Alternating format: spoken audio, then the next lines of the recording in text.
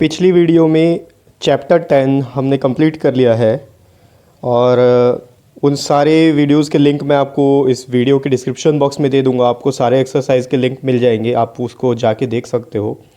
अगर आपको कोई डाउट है किसी क्वेश्चन में तो आपको डिस्क्रिप्शन बॉक्स में मेरा ईमेल आईडी भी मिल जाएगा, तो आप मेरे को ईमेल कर लीजिए। तो मैं आपको व्हाट्सएप नंबर शेयर कर दूंगा, उसमें आप मेरे को व्हाट्सएप में वीडियो कॉल करके या चैट करके भी अपने डाउट्स को क्लियर कर सकते हो। आज से नया चैप्टर स्टार्ट करने वाले हैं अपन, चैप्टर 11। इसका नाम है पैरीमीटर एंड एरिया। तो एक्सरसाइज 11.1 स्टार्ट करने से पहले छोटा सा इंट्रोडक्शन मैं आपको दे देता हूँ इस चैप्टर के इस एक्सरसाइज के रिगार्डिंग, जिसको लेके इस एक्सरसाइज में मतलब 11.1 में हम क्वेश्चंस को सॉल्व करेंगे।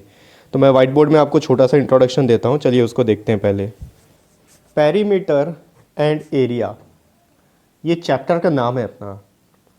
इसमें ज़रूरी है कि हमको ये पता होना चाहिए कि पैरीमीटर क्या होता है और एरिया क्या होता है, क्योंकि पूरे चैप्टर में इन दोनों को लेकर ही हमको क्वेश्चंस को सॉल्व करना है। पिछले क्लासेस में आप पैरीमीटर और एरिया के बारे में छोटा छोटा चैप्टर पढ़े होंगे, छोटा सा इंट्रोडक्शन पढ़े होंगे। तो इस वीडियो में मैं आपको यही बताने वाला हूँ कि पैरीमीटर क्या होता है, एरिया क्या होता है, और इन चीज़ को लेके अलग अलग शेप में हम कैसे क्वेश्चन को सॉल्व करेंगे। इसका मतलब स्क्वायर शेप है, रेक्टेंगल शेप है, ट्राइंगल है, पैरेललोग्राम है, इन सब का एरिया अलग होता है, पैरीमीटर अलग होता है। तो अब सबसे बड़ी चीज़ है कि पैरीमीटर और एरिया होता क्या है। सपोज़ अगर आपको मैं ये डायग्राम बना के दूँ और आपसे पूछूं कि ये क्या चीज़ है, इसका नाम सपोज़ ABCD है, तो आप देख के बता सकते हो कि शेप को देख के बता सकते हो कि ये एक रेक्टेंगल है। और अगर ये एक दूसरा शेप अगर बना दिया जाए,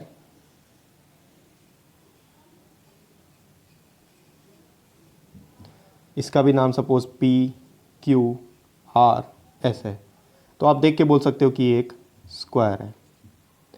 अब इस रेक्टेंगल और स्क्वायर में क्या डिफरेंस होता है, आप देखो जो रेक्टेंगल होता है इसके दो अपोजिट साइड्स इक्वल होते हैं, यानी कि ये साइड इक्वल होंगे, पहला साइड इक्वल हो गया, और ये जो दोनों अपोजिट साइड है ये दोनों अपोजिट साइड इक्वल हो गए। ठीक है, ये और ये इक्वल नहीं है, ये जो DC है ये AB के इक्वल है और AD जो है वो BC के इक्वल है। लेकिन अगर आप स्क्वायर शेप देखोगे तो स्क्वायर उसको कहा जाता है जिसके सारे साइड्स इक्वल होते हैं। एक एग्जांपल के लिए मैं देता हूँ, अगर ये 10 सेंटीमीटर है तो ये भी 10 सेंटीमीटर का होगा, और अगर ये 8 सेंटीमीटर है तो ये साइड 8 सेंटीमीटर का होगा। तो ये रेक्टेंगल हो गया, क्योंकि ये दोनों साइड इक्वल और ये दोनों साइड इक्वल। अब स्क्वायर में अगर आते हैं तो अगर ये 6 सेंटीमीटर का है तो ये भी 6 सेंटीमीटर का होगा, ये भी 6 सेंटीमीटर का होगा, और ये भी 6 सेंटीमीटर का होगा। इसका मतलब एक स्क्वायर वो शेप होता है जिसके सभी साइड इक्वल होते हैं। एक ऐसा क्लोज्ड पाथ जिसके 4 कॉर्नर हो और चारों साइड इक्वल हो, वो स्क्वायर होता है। अब सबसे बड़ी चीज़ पैरीमीटर एंड एरिया जो हमारा चैप्टर है, देखते हैं पहले पैरीमीटर क्या होता है। किसी भी शेप का जो टोटल डिस्टेंस होता है उसको बोलते हैं पैरीमीटर। फॉर सपोज ये रेक्टेंगल है, अब इस रेक्टेंगल का हमको पैरीमीटर कैलकुलेट करना है, तो क्या होगा, रेक्टेंगल का पैरीमीटर यहाँ से स्टार्ट करेंगे, A से B इसका जो डिस्टेंस होगा, उसके बाद B से C इसका डिस्टेंस, प्लस C से D इसका डिस्टेंस, प्लस D से A यहाँ से यहाँ तक का डिस्टेंस। ये चारों डिस्टेंस को हम ऐड कर देंगे तो हमको पैरीमीटर पता चल जाएगा। क्योंकि पैरीमीटर क्या होता है, एक किसी भी क्लोज्ड पाथ का टोटल डिस्टेंस जो कवर हो रहा है, A से स्टार्ट करके B C D वापस A में क्लोज हो गया। तो इस चारों को साइड को अगर आप ऐड कर दो तो रेक्टेंगल का पैरीमीटर होता है यहाँ सपोज 10, ठीक है, A से B 10, फिर B से C 8, प्लस C से D फिर से 10, प्लस D से A फिर से 8। ये हो गया 10 + 10 20, 8 + 8 16, ठीक है, 20 + 16 36 सेंटीमीटर। ये इस रेक्टेंगल का पैरीमीटर हो गया। ठीक है, तो ये आपको समझ में आ गया पैरीमीटर क्या होता है।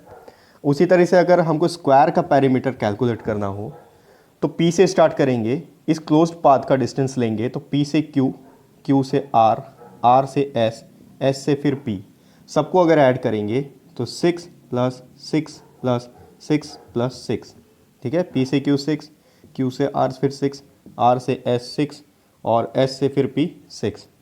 चारों को अगर ऐड कर दिया जाए तो 6 प्लस 6 12, 12 प्लस 6 18, 18 प्लस 6 24 सेंटीमीटर हो गया, ठीक। ज़रूरी नहीं है कि हर बार हमको इस तरीके से एडिशन करके ही उसका फॉर्मूला उसका आंसर निकाला जाए। हर शेप के पैरामीटर का एक फॉर्मूला होता है। तो अगर ये रेक्टेंगल शेप है तो रेक्टेंगल का पैरामीटर क्या होगा, इसका फॉर्मूला यहाँ आप देखो, ये है रेक्टेंगल का लेंथ और ये है रेक्टेंगल का ब्रेड्थ, ठीक है। उसी तरीके से ये इसका लेंथ है, ये इसका ब्रेड्थ है। इसमें लेंथ और ब्रेड्थ लिखने की ज़रूरत नहीं है आपको, क्योंकि चारों इक्वल है तो आप चारों को लेंथ लिख सकते हो। तो यहाँ देखते हैं रेक्टेंगल में ये लेंथ है और ये ब्रेड्थ है। तो आप देखो यहाँ पर अगर ये लेंथ है तो ये भी लेंथ होगा, क्योंकि दोनों साइड इक्वल है, अपोजिट साइड। और यहाँ पर दो लेंथ आपको मिल रहे हैं, 10 सेंटीमीटर इस लेंथ का, 10 सेंटीमीटर इस लेंथ का। और अगर ब्रेड्थ देखेंगे तो यहाँ पर दो ब्रेड्थ है, 8 सेंटीमीटर इस साइड का और 8 सेंटीमीटर इस साइड का। तो क्या हम इसको लिख सकते हैं 2 लेंथ प्लस 2 ब्रेड्थ, क्योंकि उतना ही हो जाएगा, 2 लेंथ है और 2 ब्रेड्थ है, दोनों को ऐड कर देंगे। अगर यहाँ से 2 को कॉमन निकाल लिया जाए तो ये बचता है लेंथ प्लस ब्रेड्थ। यानी कि किसी भी रेक्टेंगुलर शेप का अगर हमको पैरामीटर कैलकुलेट करना हो तो ज़रूरी नहीं है कि हमको इसके चारों साइड को ऐड करते रहें, ठीक है। एक सिंपल फार्मूला है, इस फार्मूला में अगर हम पुट कर देंगे तो उसका आंसर आ जाएगा 2 इंटू एल प्लस बी। इस फार्मूला में पुट करके देखते हैं आंसर आता है या नहीं। हमारा आंसर पहले आया था 36 सेंटीमीटर। यहाँ पर अगर इस फार्मूला को फॉलो करें तो ये हो गया 2 इंटू लेंथ है 10 सेंटीमीटर प्लस ब्रेड्थ है 8 सेंटीमीटर। अगर आप कैलकुलेट करोगे तो 2 इंटू 10 प्लस 8 हो गया 18।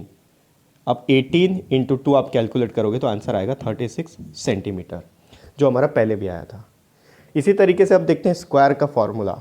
स्क्वायर में अगर हमको पैरामीटर कैलकुलेट करना हो तो आप देख रहे हो चारों साइड का जो लेंथ है वो इक्वल है। तो इस चारों साइड को लेंथ या ब्रेड्थ बोलने के बजाय हम बोल सकते हैं चारों साइड है। स्क्वायर का ये पहला साइड, दूसरा साइड, तीसरा साइड, चौथा साइड। तो 4 साइड है तो 4 बार आप s plus S plus S plus S लिखने के बजाय आप अगर 4 इंटू एस लिख दो तो ईजी हो जाएगा, क्योंकि 4 बार s है। एक ही चीज़ को 4 बार अगर मल्टीप्लाई करना है तो 4 इंटू एस लिख सकते हैं। अब देख लेते हैं इसमें पुट करके आंसर आता है कि नहीं। s क्या है, s इसके साइड्स हैं, ठीक है। 4 इंटू साइड सबका सेम है 6 सेंटीमीटर, कोई भी एक 6 लिख लेते हैं, आंसर आएगा 4 6 24 सेंटीमीटर, जो पहले भी आया था, ठीक है। तो अब आपको समझ में आ गया होगा पेरीमीटर ऑफ स्क्वायर क्या होता है और पेरीमीटर ऑफ रेक्टेंगल क्या होता है। तो ये था पेरीमीटर। अब देखते हैं एरिया। ये एरिया क्या चीज़ है, आप देख रहे हो ये रेक्टेंगल है, ये एक क्लोज्ड पाथ है, ए से स्टार्ट होके बी में गया, सी में गया, डी में गया, वापस ए में आके बंद हो गया।